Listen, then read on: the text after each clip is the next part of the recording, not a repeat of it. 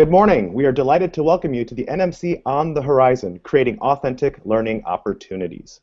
The NMC On the Horizon series reflects the research and work of the Horizon Project in action. In these Google Hangouts on Air, we convene panels of experts across all education sectors to address the emerging technologies, trends, and challenges poised to significantly impact teaching and learning. I am your host today, Alex Freeman, Director of Special Projects at the NMC. I'll also be helping on tech support, so if you have any problems, feel free to shoot me an email at alex@nmc.org. Sit back, get comfortable, and enjoy the following discussion. But first, a bit of logistics. In this session, if you have a question, you can type it into the Q&A. And also, +1 a question you're interested in having answered. We will collect your questions throughout the session, and we'll sprinkle them in as we can. There's also 2 new areas in the Google Hangouts, a showcase area shown as 3 golden tags where we will share out relevant links, and an applause button, which are little hands clapping if you find something particularly compelling. You can toggle back and forth between these features by selecting the grid of 9 white squares near the top of your screen. Here at the NMC, we tweet, and when we do, we use the hashtag NMCHZ. That's hashtag NMCHZ. Now on to the stars of today's event. I'm going to turn it over to our moderator. Samantha Adams-Becker is the director of the NMC Horizon Project and lead writer and researcher for the NMC Horizon Report series. Take it away, Sam. Thank you so much, Alex, and of course to our panelists. It's an honor to be here today. In my role as director of the NMC Horizon Project, I get an opportunity to research and write about a plethora of topics impacting teaching and learning. In 2014, we changed the format of our report a little bit, and with it, the trends and challenges of the report were kind of expanded into further discussions around policy, leadership, and practice. So creating authentic learning opportunities is actually a brand new topic for 2014. And I know we're not supposed to play favorites, but it's one of my personal favorites.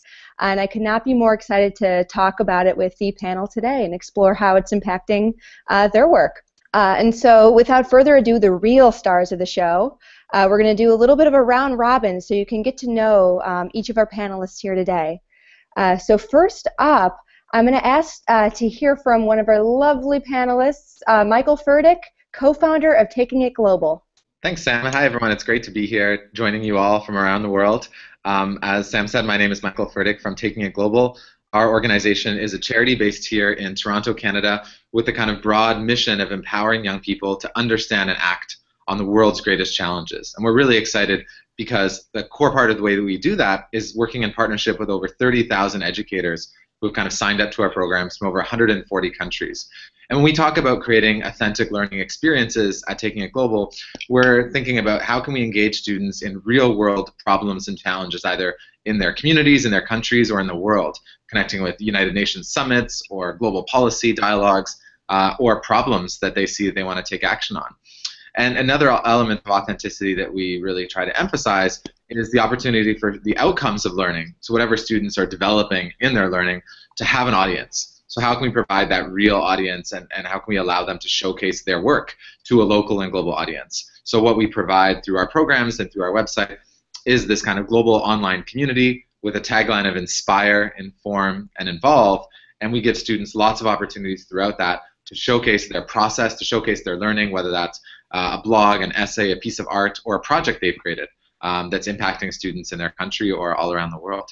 And we do that all through partnerships and working with groups like the International Baccalaureate and their student conferences this summer, or the GIN, the Global Issues Networks, and many other partners around the world.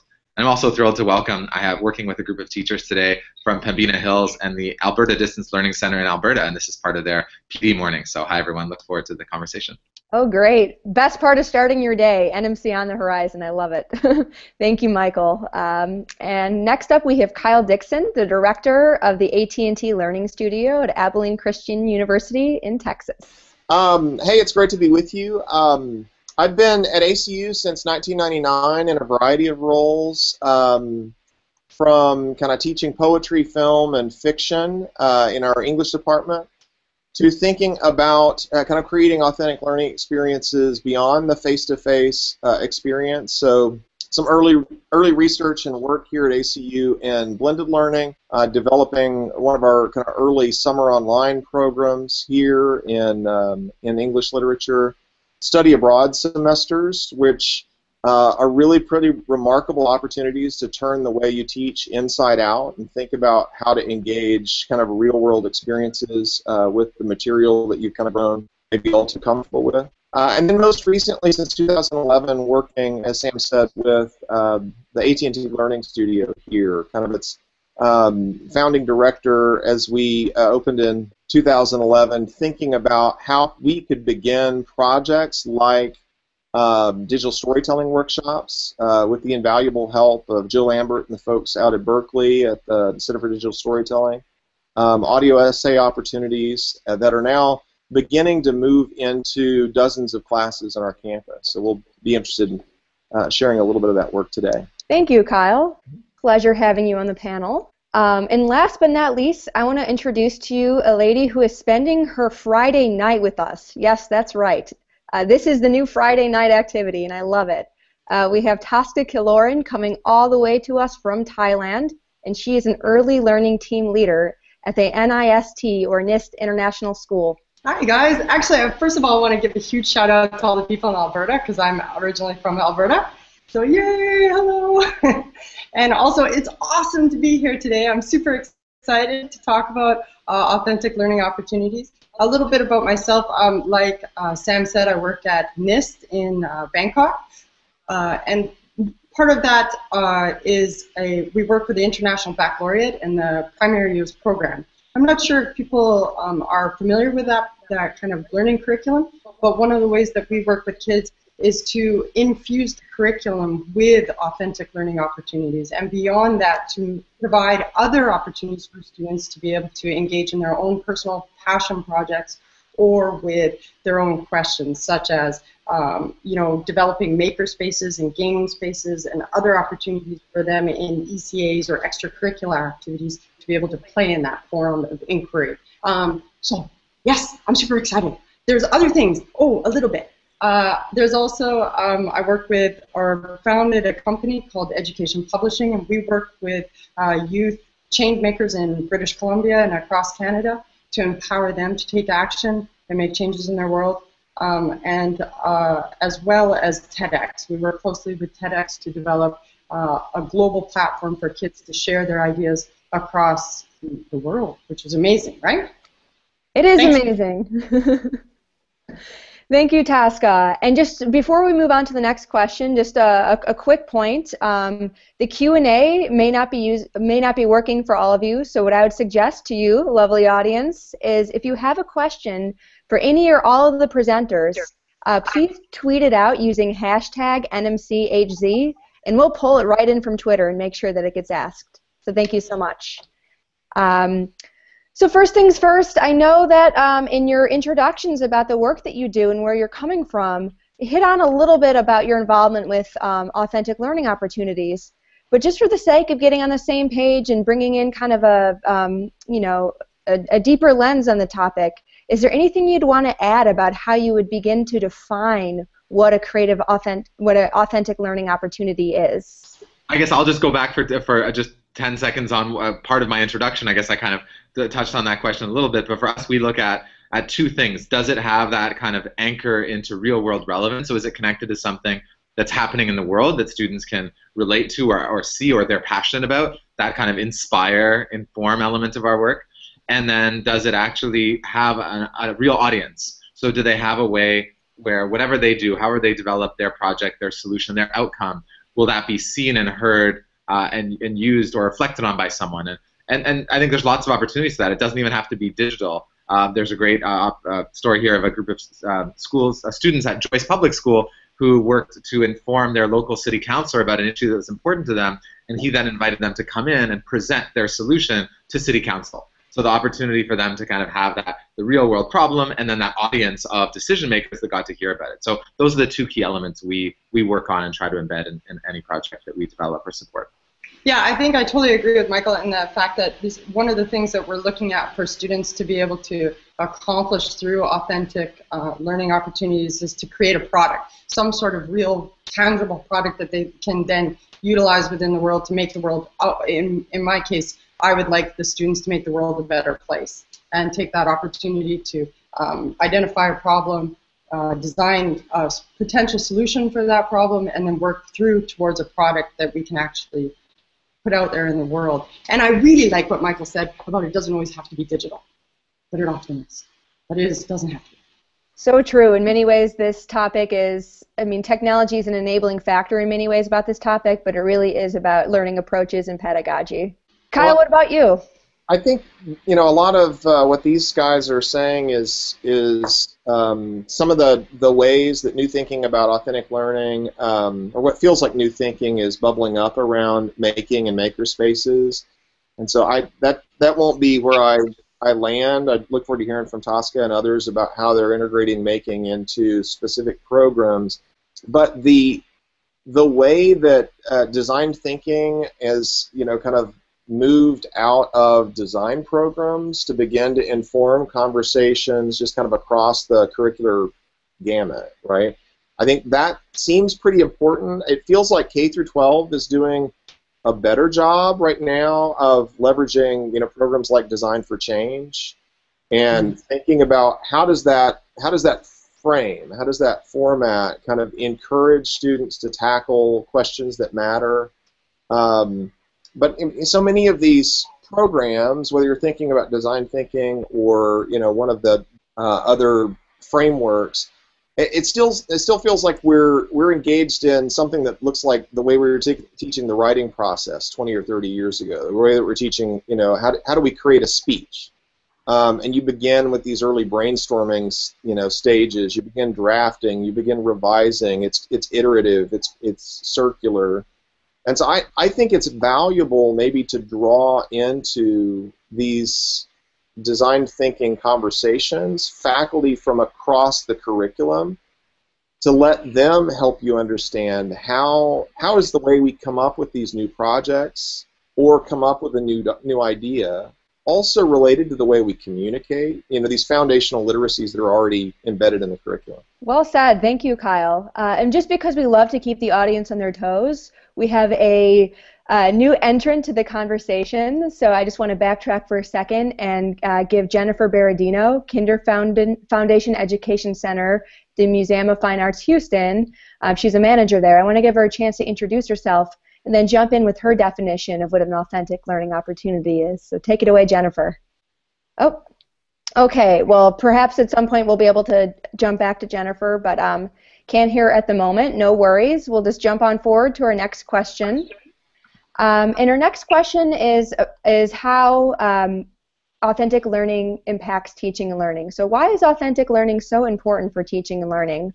Tosca in K-12, how does this question resonate with you? Wow, that's a really big question, and it's awesome because I think that we have so many cool people that can talk about this in different ways, because I really think that teaching and learning doesn't just happen, obviously all of us believe this, in schools. And it happens with partnerships with organizations, partnerships with businesses out in the community. So how does it impact teaching and learning? Massively. If we can take the opportunity to provide authentic learning opportunities for students, we start a whole revolution of innovative thinking in our learners. And that has the potential to actually have change that ripples throughout the world. I think there's a lot that is encompassed in that question as far as teaching pedagogy and allowing kids the opportunity within scheduling and all kinds of things that we can talk about later. But I really think that as far as the day-to-day impact that we have on our students and what they are able to take away from their learning, if we empower them, if we give them the opportunities to see themselves as lifelong learners and to feel like their education, their thoughts are valued, then we come away with learners that are enriched and have the ability to change the world, really. I agree. Michael, what about you? How do you think creating authentic learning opportunities is poised to impact teaching and learning? Well, I think if anything, it makes things more exciting for teachers because there's so many possible outcomes. I think that the one thing that's great about these types of challenges for students is that the product that they produce to address that challenge or whatever they're inspired to do doesn't have to always look the same. They're not all going to be essays. They don't all have to be structured the same way. So for a teacher and even for the students, I think it enables a whole new set of skills and a broad range of kind of creative digital or non-digital outcomes, as we talked about before. So I think that the really positive impact for teachers is that they can look forward to a wide variety and diversity of submissions or outputs from their students that hopefully touch on their strengths. It really allows students to reflect on their strengths and look at their preferred modes of expression and impact, and I think makes process more engaging for the teacher too, to get to collect and assess and be it'll be more challenging, but I think a lot more fun. Back to what I think most people are teaching, because they want to have that kind of impact and have those kind of outcomes from their students. What are you seeing in terms of the impact of this topic in teaching and learning in higher ed, Kyle? Well, I like what Tosca and Michael are saying right now about how we create that feeling of relevance, of a real-world audience. I mean, I think that really resonates with me. It had me reflecting, Michael's example of putting work in front of the city council, right? The traditional write a letter, an editorial to the local newspaper, the kind of tried and true things that we've turned to in the past. In 2006, one of the first kind of media projects I got involved with or kind of initiated while I was here at ACU was a series of This I Believe essays that we were kind of introducing within the composition sequence. And I'm not here to talk about writing, but the way that we were trying to give that a more authentic audience, so students would invest more deeply in the writing, was to connect with our local public radio station. And so, some of the strongest of the essays ended up on local radio, which was a great experience, and we kind of enjoyed that experience. But in the world of the web, right, the world that we're now stepping into, it feels quaint to look back and think about the city council meeting. It's not disparaging Michael's comment, but to think about the local audience as the primary audience when the web is such an accelerant, right? The web is, such a great public square for students stepping in as full kind of agents and voices in advocating for the programs and the solutions that mean something to them. No, that's great. And just to add a more modern, kind of relevant example, one of the teachers in Alberta, we partner with Terry Godwald, who leads the Center for Global Education. Every year around the climate change conference, this year it's happening in Peru, we've organized a video conference with Terry and many students. So they've had this video conference, they've done a lot of preparation work. A few years ago, they created a white paper to collect all the student perspectives, and then 2 students traveled to Qatar to present that white paper, who we were able to accredit at the conference. This year it'll be 4 students, probably from Alberta, going down to Peru. So at a global level and at a digital level, I agree that that offline example is one way to impact. I think we can also use technology to engage much broader and global policy as well and impact. Yeah, and Tosca, you're mentioning some things earlier about social media and Skype and Twitter. How can those tools and any other resources be leveraged to execute on creating authentic learning opportunities? Social media is I love social media and talking about social media and education, because I really think that it's something that we haven't as elementary teachers really leveraged everywhere across the mat, as it were, in international education as well as public school. So for instance, at NIST, I'll give you a specific example of my school. When I came this year, a lot of teachers were tweeting out on personal accounts, but not allowing their students, or some of them, a very few were allowing their students to tweet out. So within the last month, what I did was I set up accounts and started enabling the kids to just connect with other learners around the world and asking the question. Just asking them, how are they doing, what are they learning about, and this just started planting the seeds within the classroom of, first of all, seeing other kids from other socioeconomic groups, perhaps, as well as what they're learning about, the context of their learning, and then perhaps some problems that have arisen from that, things that they want to solve and help these kids on the other side of the world, so they can now connect, and that flattens the walls of our classroom and enables us to connect in different ways that we just didn't have before. Skype Classroom, the same thing. Love Skype Classroom. Opens the doors to all around the world where we can connect with different learners. And these authentic learning opportunities, yeah, they may not produce product, but they still provide the opportunities for kids to connect in new ways. Thank you, Tosca. I really appreciate you kind of giving an overview of some of the communications tools and technologies that can be used to really encourage collaboration between different schools. I think it's just great. Just going to jump back to Jennifer and see if she's available to give a little bit of background on her experiences with authentic learning opportunities. You there, Jennifer? I sure am. Sorry about all the technical difficulties. No problem. This is as authentic as it gets. That's exactly right. So I've been with the Museum of Fine Arts Houston for the last 5 years, and about 2.5 or 3 years ago we took on an initiative to start to engage teens in the museum. And the way that we found to best do this was actually through building what looks a lot like a makerspace for teens. It's a mobile space. But what we understood after doing a ton of focus groups and interviews with teens and spending time in middle and high schools was that the museums really need to start to rethink what we do in the galleries and how we engage audiences across the board. And a lot of that is through what we understand to be connected learning. It's a framework for engaging teens particularly, but there's 3 main principles. It's mentor-led, it's peer-based learning, and it's interest-driven. So rather than me as the museum educator inviting teens to the museum to look at what I think is great and then make something about it, we actually ask the teens to determine what their own projects are, and we invite them into the makerspace to really understand making in the 21st century as a studio practice, because artists are working with technology and artists are iterating on the tools of the digital age in ways that we all need to sort of wrap our minds around. And so it looks and feels a lot like a makerspace, but we understand it to be a 21st century studio practice. And this is authentic learning and authentic engagement. It's driven by the teens that we're engaging. We aren't dictating anything they want to do. In fact, they tell us they want to do something and we say, okay, well, how are we going to do that? And so it's a matter of sort of accessing other teens who know how to do things. The DIY networks are kind of everywhere. So we deeply engage them in that way, and we have teens who come back to the museum week after week after week. And they've been coming to the museum for 2 hours a week for about 2.5 years. So we think it's working based on their engagement level. Nice. And you actually mentioned, Jennifer, the magic M word, makerspaces. And so I just have to go to Kyle next because I know he has a ton to say about creating and doing fun activities in makerspaces. Well, I'd love to just kind of plus one the idea of bringing artists, bringing other kind of artisans on your campus and your community into the kind of apprenticeship space that is a workshop.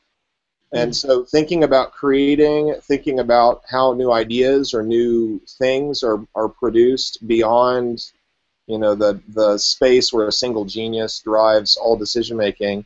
I mean, that's how work gets done, and I think being able to frame that within the artistic, the history of artistic production since the Renaissance seems really productive and inspiring. One of the things probably I was most interested to learn about groups that were making maker spaces really productive. We had a chance to visit with some folks at Etsy and talk to them about their Etsy Labs programs. And they had a number of insights, but one of the things that struck me that was really interesting, Randy Hunt, their creative director there, was saying, their Etsy Labs, these kind of get-togethers in the evenings in Brooklyn and Berlin and elsewhere, it's been really important for them to find the right balance between bringing in people, interested people, but making sure that the number of people they bring into that making creation opportunity is properly pegged against the amount of materials that they have. That there should always feel like people are creating in a surplus of materials, where iteration is going to be encouraged because there's not a sense of, hey, everybody gets this one sheet of high-quality paper and we're done, right?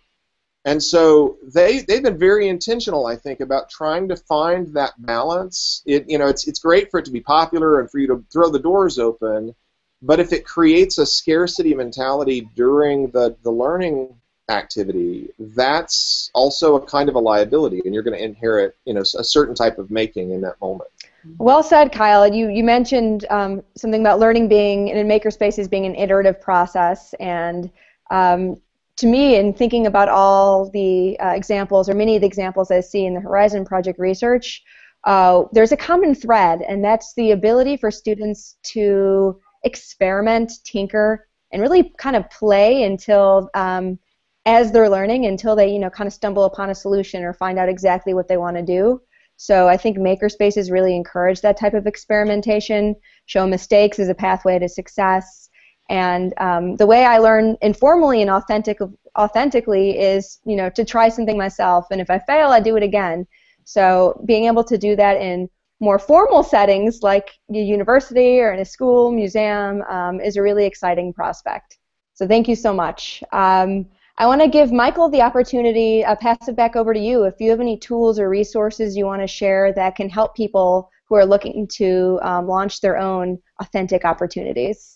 Sure, yeah, and actually something Jennifer just said in the chat here was fail intelligently. I know there's a whole movement around, failing forward. There was, I think, at the COSIN conference this year, the Consortium on School Networking, they had a whole fail forward festival to share that. So I definitely encourage kind of sharing those experiences, because there's a lot that doesn't work too, and I think we should celebrate and learn from that just as much as the things that do work great.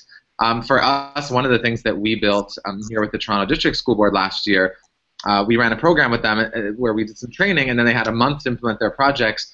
And we've had this innovation fair with them for a few years, but we thought, why don't we create an online innovation fair, and why don't we open up that platform to any teacher? So as part of that, we've launched on the TIGED site, tiged.org, a projects platform where teachers can browse projects or ideas for authentic learning that have been launched by other teachers, and they can also opt in to collaborations or post an idea and identify a specific collaborator. So we would invite anyone who might be looking to get inspired by what others have done to come and have a look at that, but also if they've got an idea and they want to develop an experience that's collaborative, we would love to help you connect with a teacher in a school in another country or place. So yeah, definitely something that I feel like one of the biggest challenges, and we'll get to that, is making that connection and sustaining these kind of collaborations. But so we're trying to support, in advance of our discussion around challenges, that challenge through that platform to get started. Great segue, Michael, because we're talking about lots of exciting opportunities. This is a really positive space, but there is the other side of the coin, and that's challenges. A lot of time, curriculum design and assessments aren't set up to measure creativity or facilitate, more creative and immersive learning. So there are definite challenges. What are some of the challenges you're seeing in working with and implementing authentic learning opportunities in your setting? Jennifer? I think that it's, as you mentioned, it's a little difficult to measure. And measurement seems to be sort of tied to all sorts of things like funding and success and what do we consider success. So, I mean, we definitely have had some challenges with that. Another challenge we've faced on our end is process being more important than product, especially because we're in an art museum where people are often sort of expecting to walk away with a final product at the end of their experience if they're doing some art making. And we don't ever talk about product. It's all about the process in which our teams are really iterating on other artists' ideas, making those connections to the collection. So that's a really big challenge for us because it doesn't look and feel like other museum learning experiences. But I actually think that's why it's successful, because it isn't the tried and true. Sometimes you really have to go out on a limb and take a risk. And as I said, I mean, what we understand to be success for our program in our setting is that we have teams that travel 45 miles to come to a 2-hour program every single week. We've had teens leave the Warp Music Festival to come here for 20 minutes to participate and hang for a little while. So I think the challenge, like I said, is sort of measurable outcomes, which is hard to do on a short-term basis. I think we can see it long-term, though. Thank you, Jennifer. Tosca, what about you? What challenges are you facing? Well, within the context of schools, we obviously, and I think that every teacher in Alberta right now will agree with me that time is always what we want more of, and scheduling is always difficult. So that is probably the hardest thing within the context of schools. So how do we provide opportunities for kids to engage in the makerspace or in design thinking or in the gaming space and all of these other things that we've constructed? We've developed a philosophy behind it. We're all on board, but now how do we provide the time? So what we did was a little bit of, like, I call it creative scheduling. And one of my roles as a digital learning coach is to find that time. So, for example, I come in early in the morning or at lunch or after school, and what we do is we invite in teachers, parents, and students into these spaces. So they're collective community spaces for them to engage in their own inquiry. Parents are not expected to help students. They're supposed to engage in their own inquiry and their own idea and construction and design and whatever they want to make, as well as finding time within the actual space of the PYP. So move from introducing it, kind of allowing teachers and parents and students to see it at work and then see the value within authentic learning opportunities, and then start to infuse that within the curriculum slowly over time. So that's a challenge, but we have a solution, which is to be innovative in our thinking. I love it. Thank you, Tosca. Sometimes just shifting your attitude around something and creating a set of values, can spur a lot of creativity and kind of help you work through some of the more tumultuous experiences. What about you, Kyle, with your makerspaces at ACU or in any other capacity? What challenges are you facing, and maybe what solutions have you come up with? Well, I like what Jennifer was saying about not, at least in early stages or for shorter sprint projects, not getting primarily focused around product. I thought some of the spaces that we visited in kind of planning the makerspace here at ACU, they were avowedly prototyping spaces from the outset, right? The way that they wanted to frame the design process and what their students were going to engage in, they wanted to surround them with the tools to help them make something tangible fast, but they weren't ultimately trying to be a full-out production space. And I think that certainly helps you focus a program that doesn't get caught up in maybe investing all of its on-campus capital and saying, hey, we're going to be the home of 3D printing, and you can create an authentic Christmas ornament design assignment, and it turns out trying to print 30 Christmas ornaments before the holidays on a single 3D printer is going to be a backlog, right? It's just not a great idea.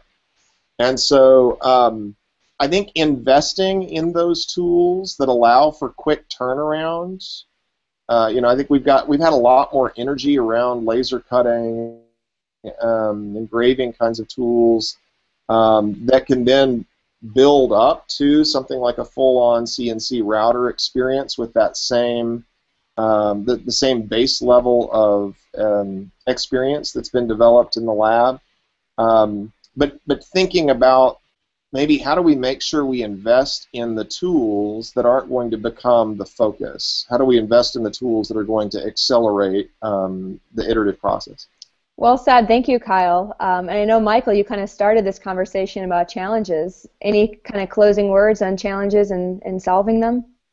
Yeah, I guess there's two elements that I wanted to share on, going back to the question of kind of measurement or assessment. Actually, it was at the NMC Horizon Summit last January when we kind of pitched in the kind of pitch competition this idea that we've launched called Future-Friendly Schools, where we've worked with about 4,500 teachers and students and school leaders and parents around the world to identify kind of a way to assess and measure things like student voice, global citizenship, environmental stewardship. And as part of that, we've created a set of principles and then indicators, and we've identified kind of good practices from schools around the world in each of those areas. So we're definitely trying to contribute to this space of, this type of learning definitely cross-cuts traditional curriculum and assessment, but also some of these engagement areas where, data from Gallup student poll shows, 1% increase in student engagement at a school leads to like a 4% increase in math and a 6% increase in reading. So if we can kind of engage students more, if we can foster this sense of hope and passion, I think we can achieve a lot of those other academic goals too. And then when it comes to collaboration, I know a lot of people talk about how do you get started with this kind of global project when we're collaborating with other teachers. One of the things we usually recommend is that people kind of oversubscribe. So if you want to do a collaborative project between 3 teachers, shoot for 5, because it's inevitable 1 or 2 probably won't work out. And I was up early this morning at 6 for a conference call with 10 teachers around the world. We're doing this Culture Connect collaboration, and of the 10, we have about 7 or 8 actively involved. So oversubscribing in your first experience before you build relationships is a good tip too. Thank you, Michael. And you definitely touched on assessment versus measurement, and there is a big distinction. So I want to pass that over to Tosca from a teacher perspective on measurement versus assessment. Any words of clarification? Yeah, I guess the question is, what are we assessing for? Right? If we are asking students to be innovative and design thinkers and to walk into these spaces without a top-down kind of management and for them to become empowered, I really have to question if it is right for us to assess that learning journey, or rather if they should be engaging in self-assessment.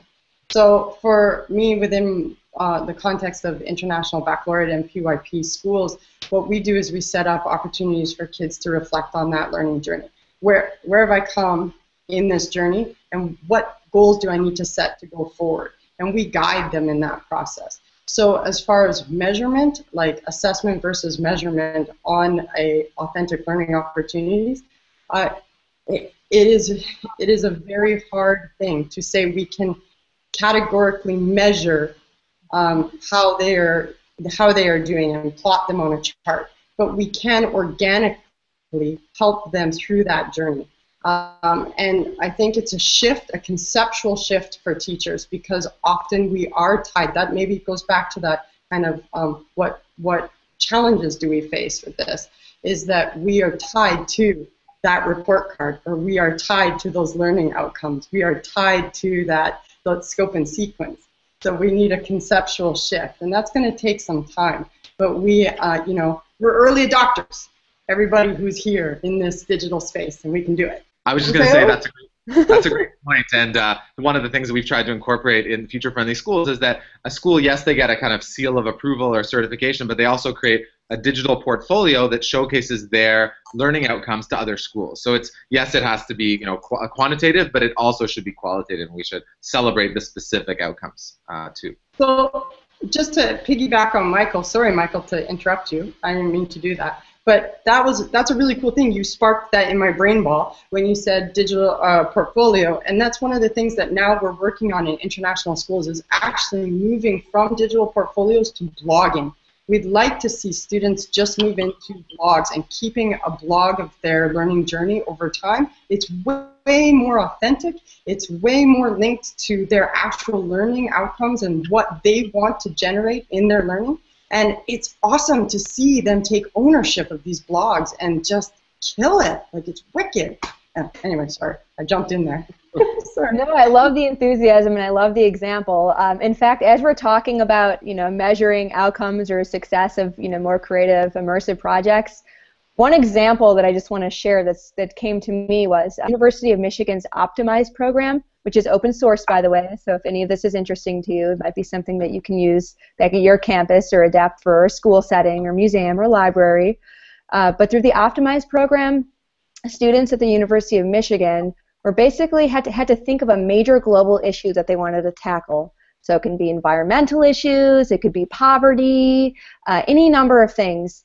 And they were tasked with going through all the emotions that an entrepreneur would go through out in the real world, creating budgets, plans, marketing strategies, and actually developing a product or service where the purpose was to try and solve that global issue. And they set up a storefront, sold their products and their services, and at the end of the day, whoever did the best job at selling or ultimately had the most products or services sold, that was one way to kind of indicate how successful they had been in their approach. Of course, not the only way, to kind of measure how things turned out, but definitely building in indicators like that allow students to share their projects with the outside world and get a reaction from, from customers, from consumers, from their community could be an important thing to weave in. Okay, so I think where we want to go now is we focused a lot on what's happening in our environments, what tools and resources that we're using, but I think this topic is really future focused in that I don't know that we've even scratched the surface of authentic learning opportunities. Is we're just starting to see things like simulations and virtual and remote labs get more and more sophisticated. So I'd love to hear everyone's perspective on where they think authentic learning is going next. And Jennifer, I'd like to kick it back to you for this one. I mean, from my perspective as an educator in a museum, I mean, I think one thing that I keep thinking about and sort of see moving forward is a much more of a connection between out of school and in school learning, and that being the sort of connection of authentic learning.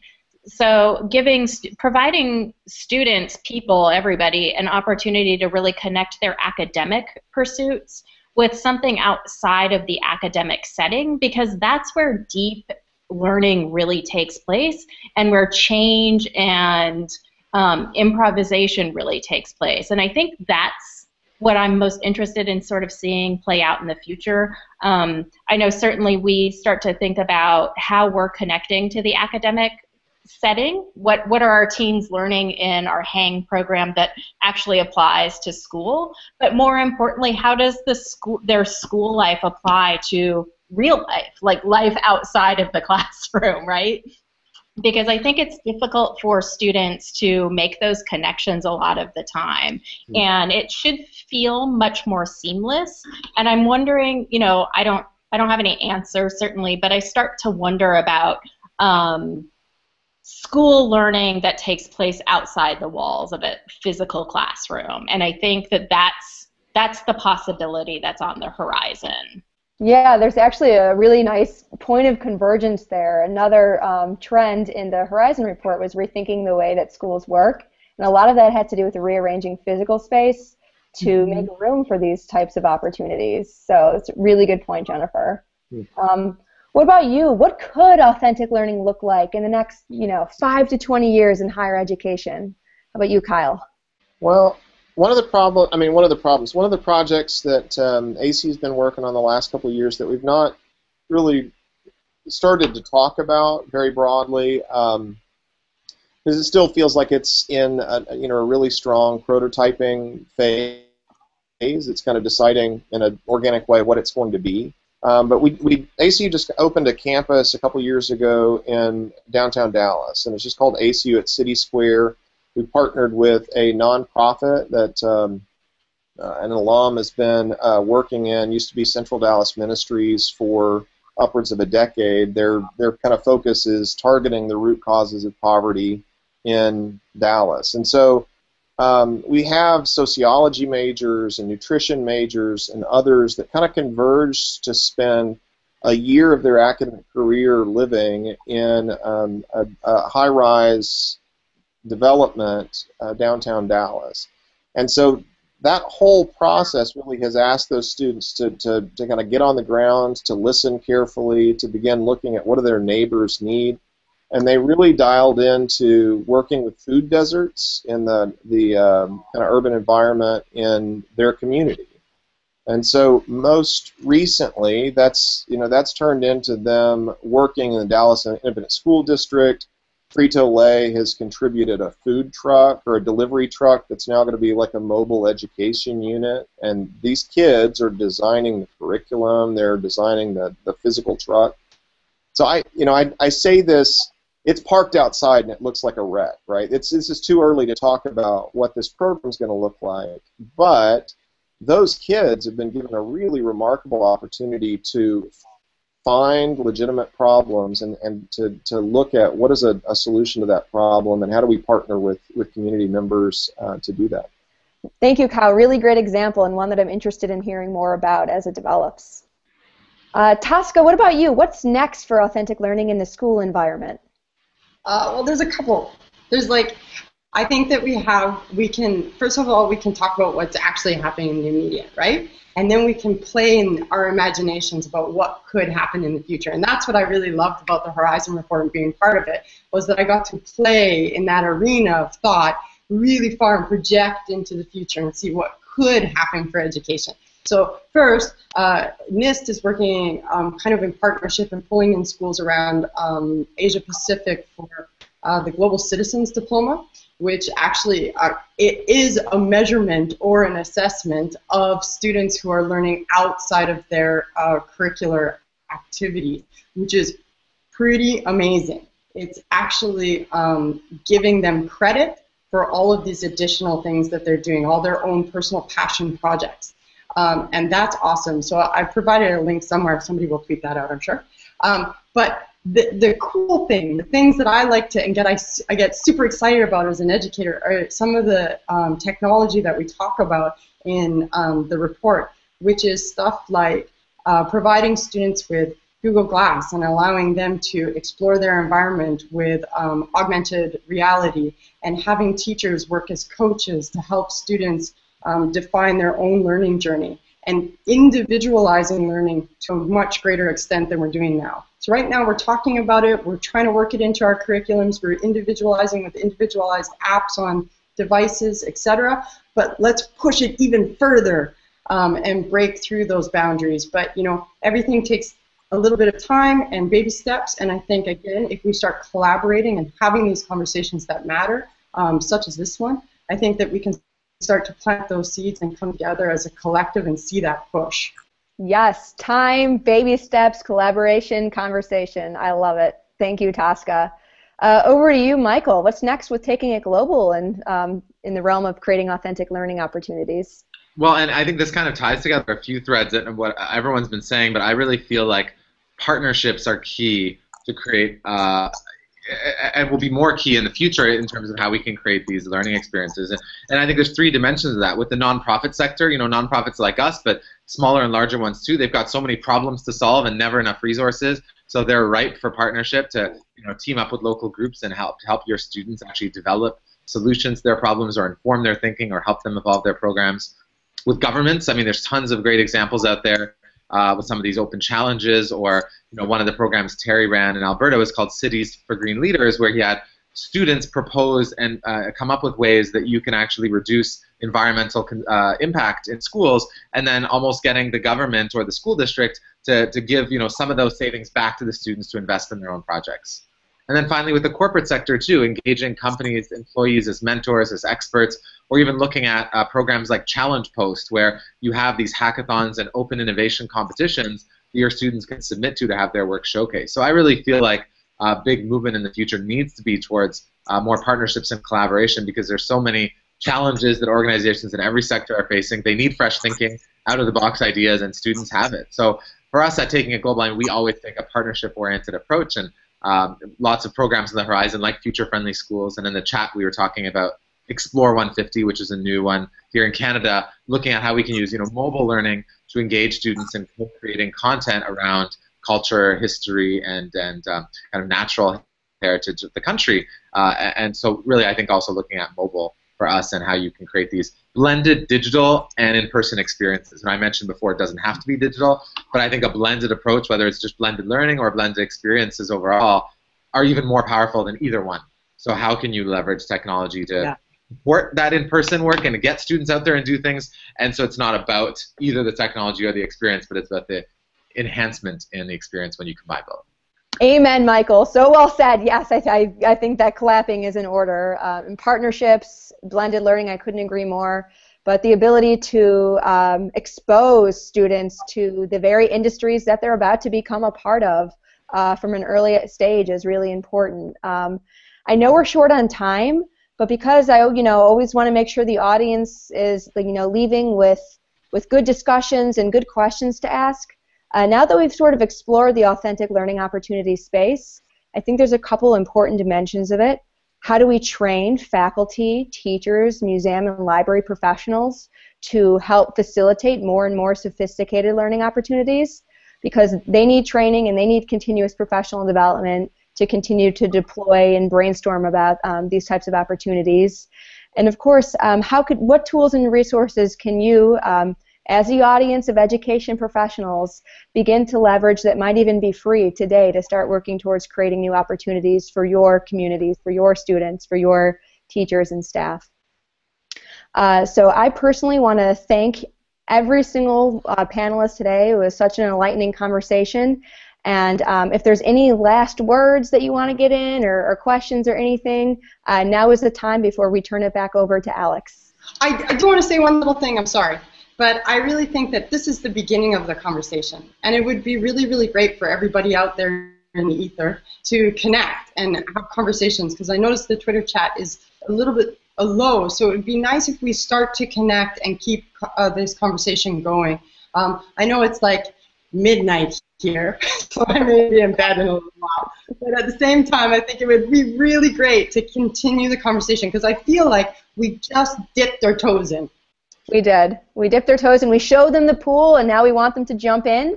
And the best way to do that is hashtag NMCHZ. I know the NMC will be monitoring that closely, and I'll ask all the panelists to jump in there as well. So thank you so much, everybody. Back over to you, Alex, for some closing comments. All right.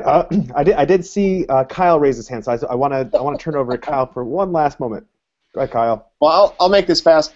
I was going to say the first thing that happened in the makerspace when we brought it into the library is all of these people wanted to go around and clean it up. They wanted to kind of make sure it was tidy and ready for tours to come through and whatever. And so I said this in our little internal chat, but authentic learning, competency-based learning, how are we best leveraging media for learning? These are conversations that we're going to have to deal with some ambiguity. We're going to have to deal with some mess. And so allowing, I think, your leadership and your leader teachers and others, let them in on that sense of we're kind of building an aircraft in the air, and this is what, future making looks like. And I think that makes it won't make it okay for all of them for it to be messy, but it can at least give them permission to experiment without cleaning it up first. Well said. Thank you, Kyle. Did anyone else have a hand raised that I might have missed that wants to jump right in? All right. I think that's a good note to end on. Over to you, Alex. Wow, I'm super impressed with our panelists today. I just want to wrap up today's webinar by thanking our moderator and our panelists, Tosca, Michael, Kyle, and Jennifer, on behalf of the NMC, for taking their time to present their take on creating authentic learning opportunities. I think we had a pretty good discussion today that 1 hour is not nearly enough time. Okay, so participants, if you want more information on anything you saw or heard today, let us know by contacting me directly at alex@nmc.org. To learn more about NMC on the Horizon programs, get involved with our community. You can do that by visiting our website at nmc.org. Like us on Facebook or friend us on Twitter at NMCORG. Now, we have one last program before the end of the year, so please save the date for Wednesday, December 3rd at 10 a.m. Central U.S. time for our next NMC on the Horizon event, Competition from New Models of Learning. I'll see you next time. Thank you.